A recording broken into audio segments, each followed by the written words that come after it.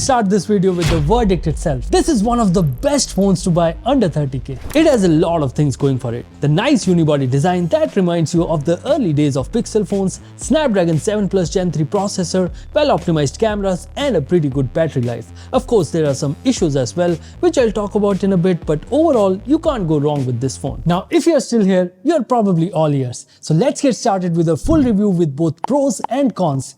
Hit the intro, guys.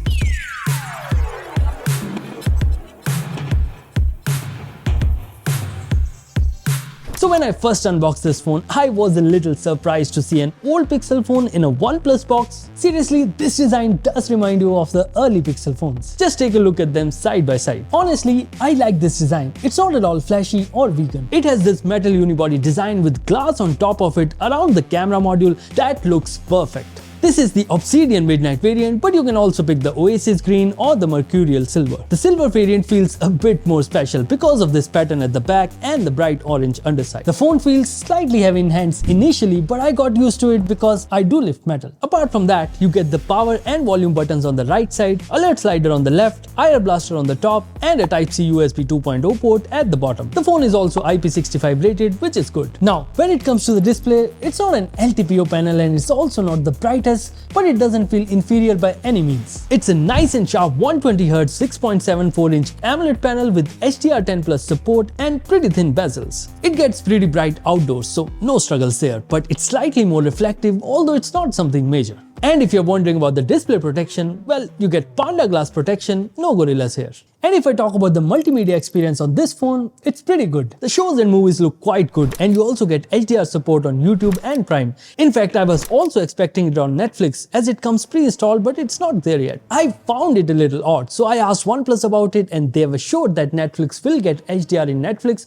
in August, so nothing to worry about. The stereo speakers also have very good separation and gets pretty loud too, but the sound clarity takes a hit at max volumes. And yeah, the in-display fingerprint scanner works well and the haptics are also quite good and integrated well into the UI. In terms of design and build, Nord 4 definitely stands out with metal build and a pixel-like design, but the display is pretty average and doesn't compete well against the Realme GT 60. But now, let's take a look at the performance and see how it fares against the competition. First of all, OnePlus is using a Snapdragon processor in Nord series after a long time, and it's a good thing for a lot of users who prefer Qualcomm's chipsets over MediaTek's. The Nord 4 is powered by Snapdragon 7 Plus Gen 3 with up to 12GB of LPDDR5X RAM and 256GB of UFS 4.0 storage, but do note that the base variant comes with UFS 3.1 storage only. In Antutu, the phone does not score as well as the competition, but in Geekbench CPU, it's pretty much at par. In Geekbench GPU, the phone scores slightly better than GT60 that has the same processor but falls short of Poco F6 with 8S Gen 3. In 3D Mark, the stability is the lowest but the scores are very high compared to other phones. And lastly, in CPU throttling, 7 Plus Gen 3 throttles more than 8S Gen 3,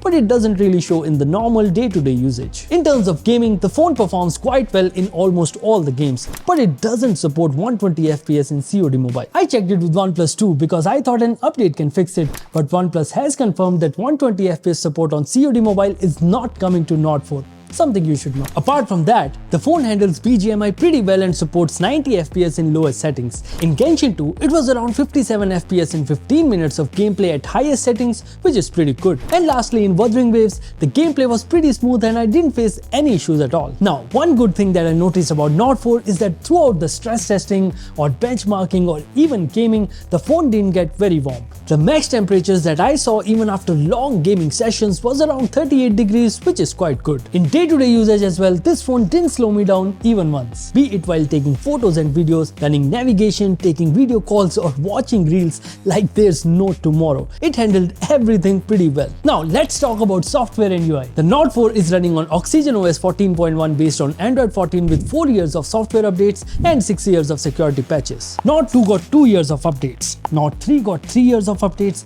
Nord 4 is getting 4 years of updates. I wonder what will happen 5 years from now.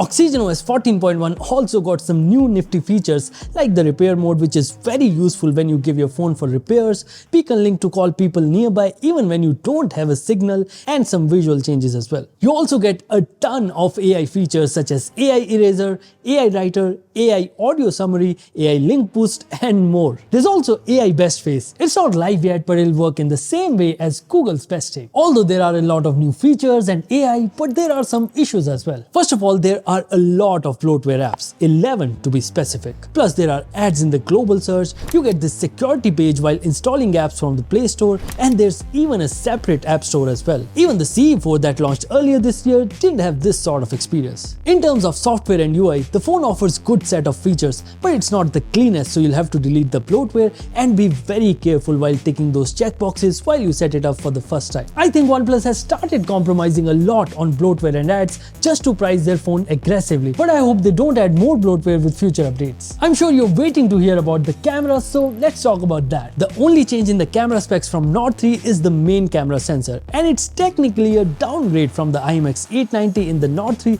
because LYT600 is basically a rebranded IMX882. So I wasn't really expecting much from the cameras, but I got surprised when I actually started testing it. The processing on Nord 4 is far better than Nord 3, and the biggest upgrade is Snapdragon's ISP, and it's making all the difference. I took a lot of photos from this phone and they came out pretty good.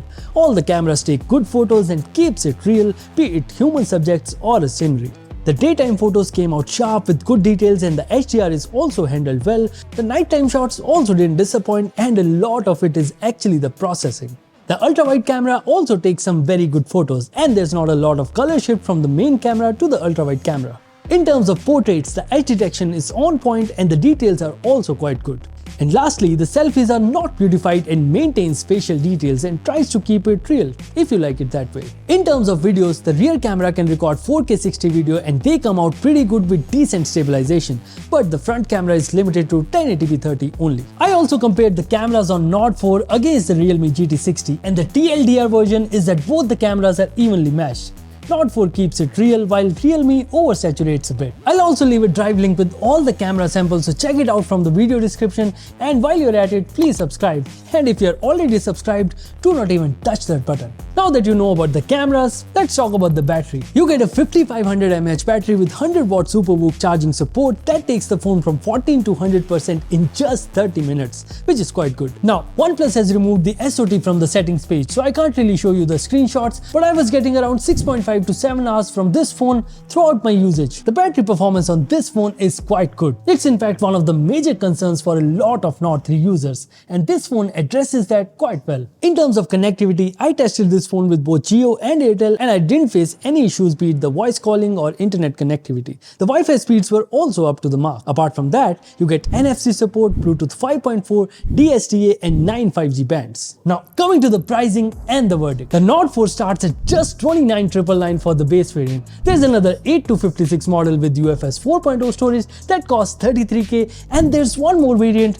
which I think could be ignored. Now this phone gets a lot of things right. A refreshing all-metal design, pretty good performance with Snapdragon 7 Plus Gen 3, 6 to 7 hours of battery life with fast charging support, 4 years of software updates, good camera output, and most importantly, right pricing.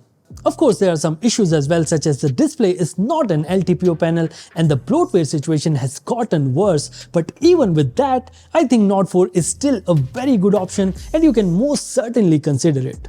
Now, I'd suggest you guys go with the 8256 model because that comes with UFS 4.0 storage and that is really good for the long run. But if you want the maximum performance and better cameras and can also increase the budget slightly, you can also consider the iQOO Neo 9 Pro. That's it from my side. If you guys have any more questions about Nord 4, let's talk in the comments. Thank you for watching and I'll see you in the next one.